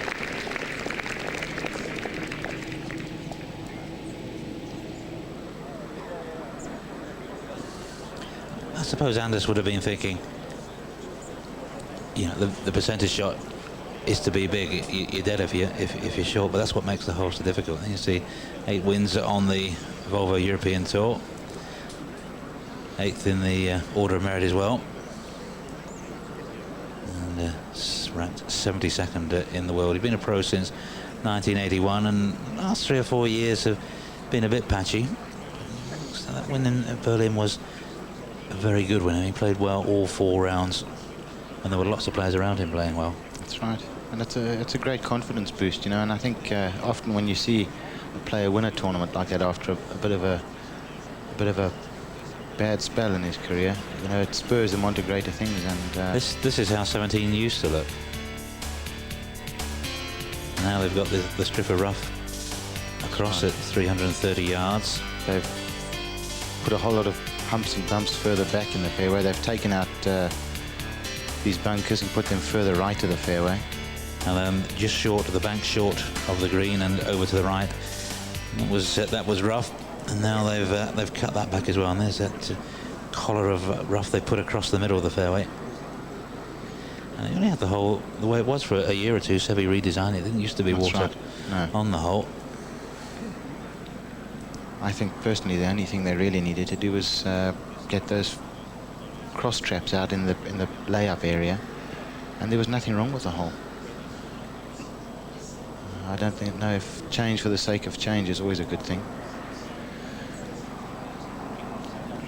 To be perfectly honest, I think Gutierrez has got the easier 3rd shot here, even although he is 80 or 90 yards out. I personally would rather have this shot than Anders' chip.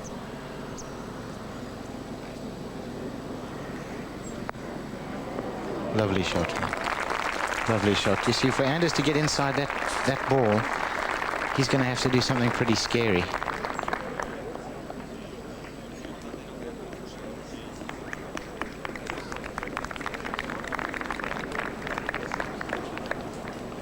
I fancy Anders is actually on a downslope there too, Steve.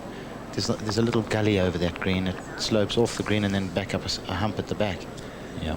And it's not really the sort of shot that I have pleasant dreams about at night, especially when you're one in front. Decision time. Because there's almost no percentage shot. I mean, is it? No, it's, you know, you've got to pick the shot that I think is going to be least disastrous. You know, if he tries a fancy little cut-up shot and gets it slightly thin, he's down in the front water. Or if he gets it slightly fat, he's still short of the green facing a similar shot. You can bump it into the bank and hope it hops up, but if it squirts too much, you're over the green. It's probably too thick to putt through. Tough decision. Well, he'll be thinking about that for a while longer. Let's take a look at Ian Woosnam on the 18th. Good looking putt.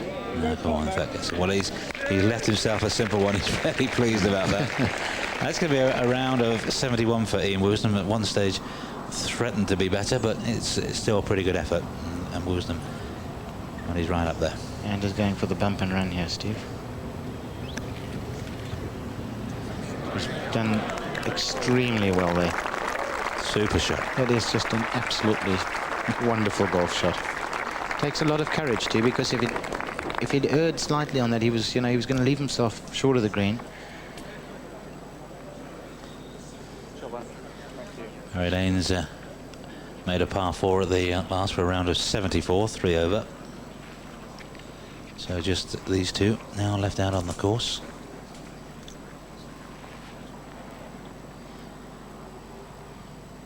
And Jose Caceres has a putt to share the lead, as they may be just briefly. This is a Forsbrand, also a chance for a 4. This is not the simplest of putts here, Steve. It's the first foot or two is slightly up, and then it actually slides away at the hole. Slopes slightly away and off the right, so it's a ticklish putt. You've got to just trickle it down there, and it, any time you're trickling a putt on greens that have got a bit of spike damage, the ball can wander and weave. So, and you can't be aggressive on this putt, I don't believe, unless you're very brave or drunk, one of the two. That was unlucky. That was unlucky. He's had a good putt there. Yeah, he's played the hole pretty well and walks off with a par, but no damage done. No. Forsbrand for a 2-shot lead, is it? That'll be handy. Especially as he started with a rather nervous bogey at the opening hole.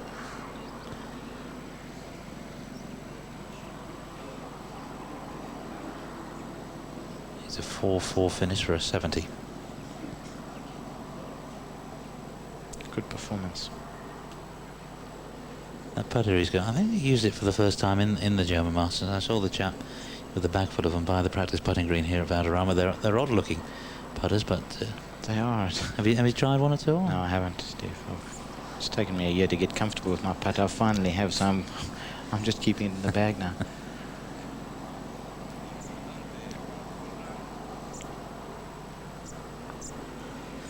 That's a great fall. That really is a sensational up and down from where he was. With his second shot, he was always going to take plenty of club in case he didn't catch a second shot. But when the flag's at the back, it's a nasty little chip, and to have made 4 there, he's done really well. I know they're hoping for big crowds here at Valderrama for the weekend. A rehearsal almost for the Ryder Cup, and Senior Bettinio and all his staff are over in Oak Hill taking notes and looking and learning. I hope we get the crowds too, Steve. It's it is the end of year tournament, the Volvo Masters, and it would be great for the sponsors. Volvo, they've done a huge amount for the tour over the years, and all the pros on the tour are very thankful and grateful to Volvo. So everybody out there, if you're thinking about buying a car, please go out and buy a Volvo right now.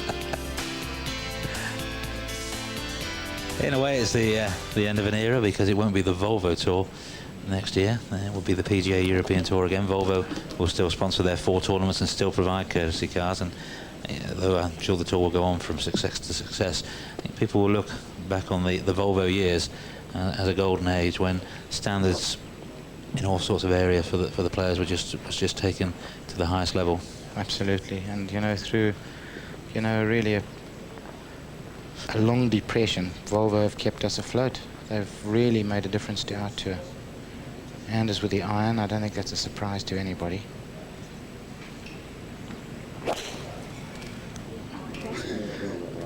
That was quite a hard hit. Oh, it was the long line as well, wasn't it? You can ball that one, that's pretty good. Well, he did give that a dig. At least we know that's not a hairpiece, because I don't think any toupee would have stayed on with a hit that hard.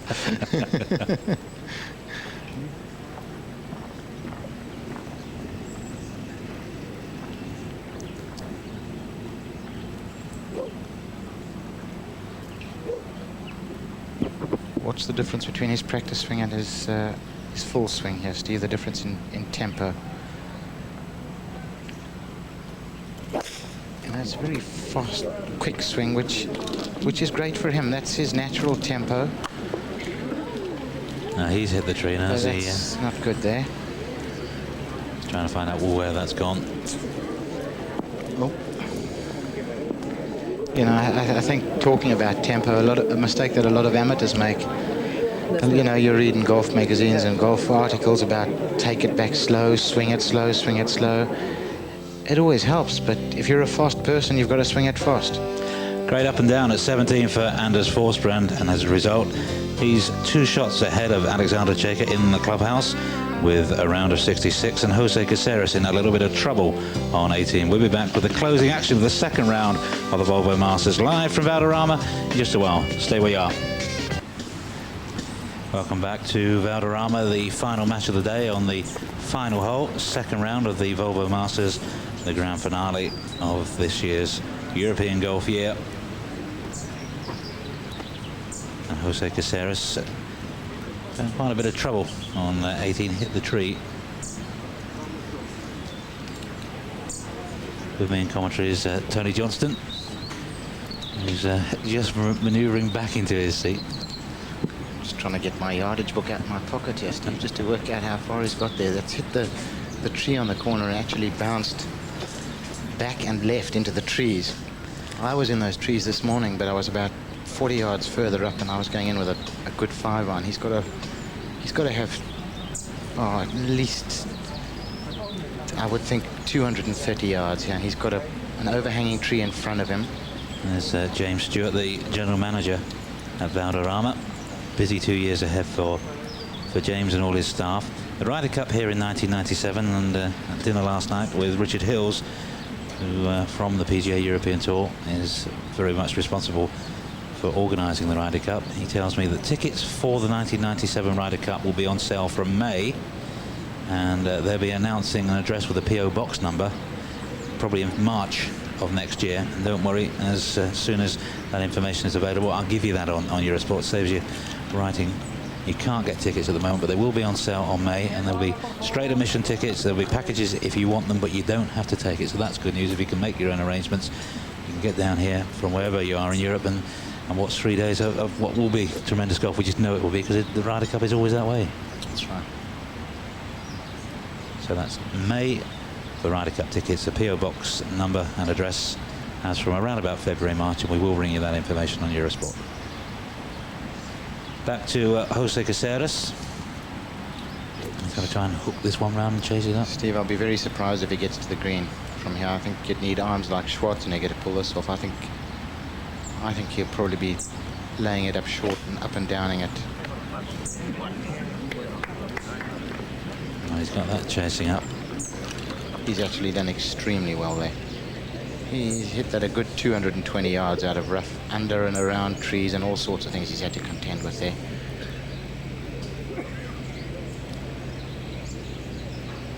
This fourth round, you remember, an iron off the tee, and he really laid into it.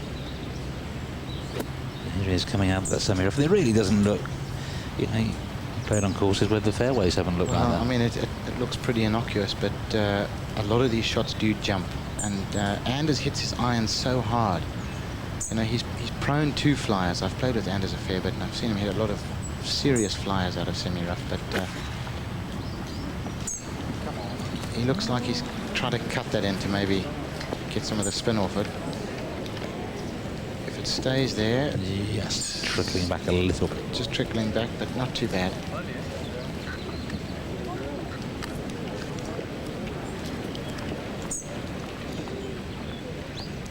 See the back of your picture, the official photographer for Volvo this week, Charlie Briscoe-Knight. He's been here at all the Volvo Masters. So, thoughts on this swing? Through the ball, particularly right there, I think Anders is really good. You know, he's got a good swing. Yeah, it looks odd because of the fact that he keeps his right foot planted so late in the follow through. But if you look at it on video, which I have done, you know, and you take it frame by frame, there's no real position in the swing where, you know, you could say he's made a mistake. It's dead square at the top of the swing. You know, his bad shots sometimes with an iron, if you're playing in the group behind him, you can see where Anders has gone from. his divots go way left and a bit of a gouge, and he hits them with a strong, you know, a boring sort of cut flight. Well, there's a Volvo Order of Merit with 2 days to go. Sam Torrance has never won it, and he's under £4,000 ahead of Colin Montgomery.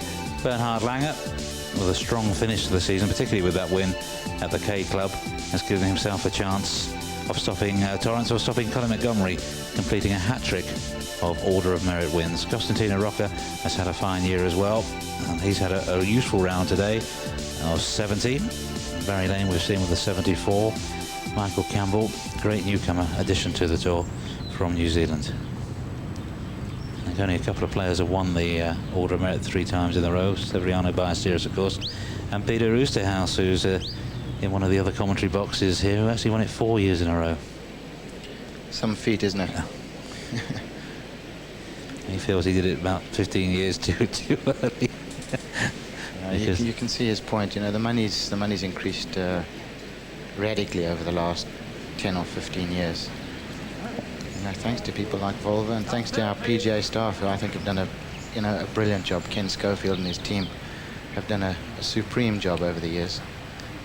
He's sometimes a little bit shielded from what's been happening in the real world at times when there's been recession, and the tour's never gone backwards. No, I mean we're in a very lucky situation. Caceres, this would be some up and down as well. The tee shot, if he could get a 4.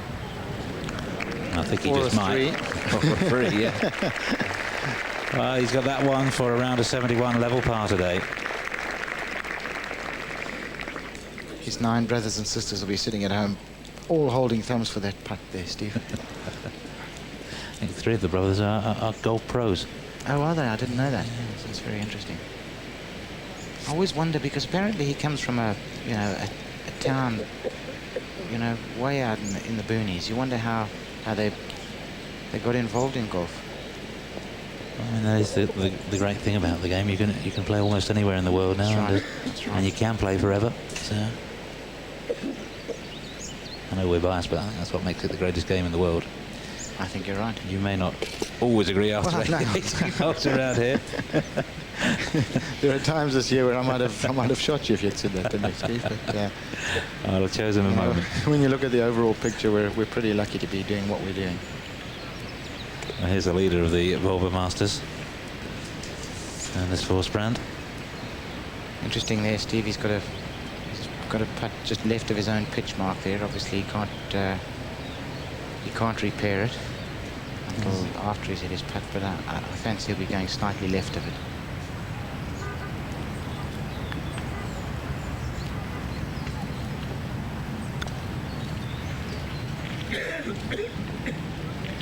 Well, it's a good effort.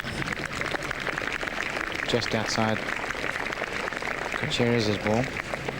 best finish in the Volvo Masters 1990 when he had a share of 4th place. So he's never really consistently played to his potential around what you have to consider his home course, and sometimes a little bit more pressure, all the members wanting you to do well. That's right. Maybe sometimes you're trying a little bit too hard, but members have to be delighted with the way their professional is performing over the first 2 days. And this is a good performance for Anders. You know, this is the sort of course where the calmer, more placid players generally do well. You know, if you're a hot-tempered type, and Anders has been known to be rather angry at times on the golf course. I know it sounds good coming from me because I'm about as as much of a raving lunatic as you could get out on the links at times. But patience is a big virtue out there. And he looks pretty composed, doesn't he? In the zone, as they say. That was, for me in the German Masters, that was the feature, that he was just seemed focused and a little bit calmer, got on with the job, and he's ground out the score rather like Bernhard Langer, who he played with in the last round there. As I said, Steve, I wasn't there. I was out chasing baboons around the bush in Zimbabwe. Did you catch anything? Oh, I won't say. Anders Forsbrand then for a 70. Yes. Got it. That was going to feel a little bit better at dinner tonight. That's a real boost, really. You know, if you'd missed that one, you go home with a sour taste in your mouth. Your lead's been, cut by half. You'll be very pleased with the day's work. Well, he's had to work hard, and provided Jose Caceres makes this putt, they'll be out again tomorrow at the back of the field. This is to stay in second place on his own, Ian Woosnam, at 1 under. So he may be out with Alexander Chaker. Just if Chaker's posted his score first, it may be Chaker that goes out with Forsbrand. Is that the way it works? Good question. Thank you. Let me know when you find out the answer. Viewers answer tomorrow when we see the draw. This is for a 71 though. Oh, He pushed that, didn't he? he did. It was you could see he was a bit quick with the head. He stood up a bit quickly and gave it a bit of a tentative push. So we now know that Alexander Chaker will be out with Anders Forsbrand Absolutely, tomorrow. I can answer your question now, Steve. Even that was a side door. 72. Still a good performance. Yes, he's still right there for the weekend. So that's the end of the second round of the Volvo Masters. Hope you've enjoyed it live on Eurosport. Anders Forsbrand led at the end of day one. He still leads at the halfway stage. And he'll be playing with Alexander Chaker tomorrow. Chaker with that round of 66. Chance to look through all the scores so you can see how your favourite players performed. For most of them, it's enough just to be here at Valderrama. Top 50 of order of merit.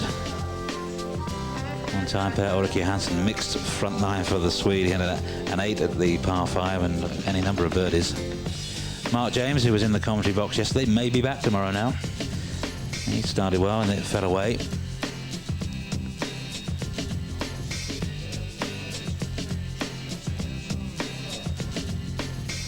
Michael Campbell finding it Valderrama a bit tough on his first visit.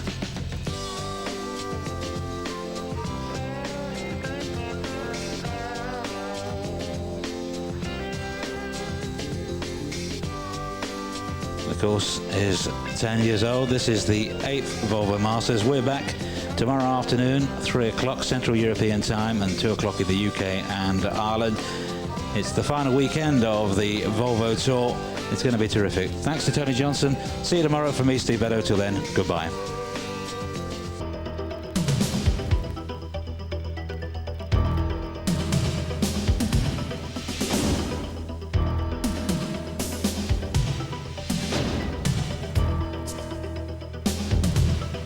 The Volvo Tour was brought to you by Volvo.